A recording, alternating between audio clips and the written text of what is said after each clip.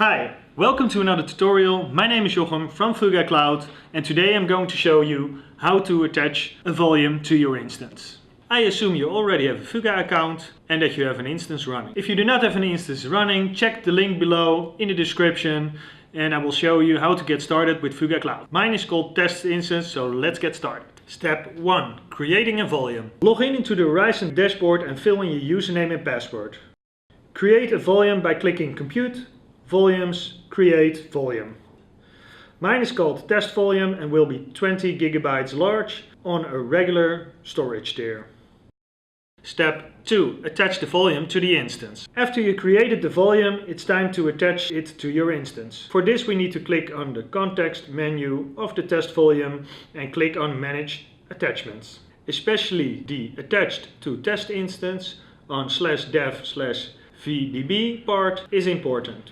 This is the device name we'll be using on our instance. Step 3. Format the volume on the instance. It's now time to log into your instance where we have attached the volume to. If you don't know how to log into your instance, I've got a link in the description below that will explain it to you. To be able to use this instance, we first have to format it. In this example, I'll be using ext4 as my file system. There are also other file systems to choose from that are linked down below. Log into your instance with SSH. To format the volume into ext4 file system, execute the following command.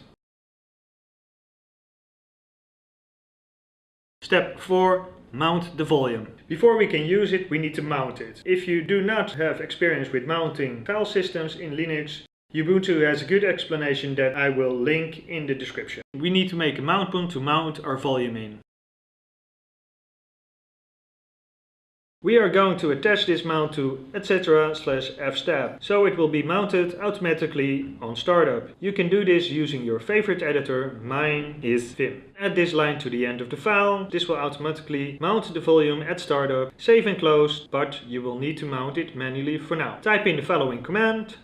This will mount the volume. Any data you now save on /mount/test volume will now be saved on your volume storage. Thank you for watching. All the links and other useful stuff can be found in the description below. If you like this video, hit thumbs up and don't forget to subscribe. And if you want to see our latest video, click here.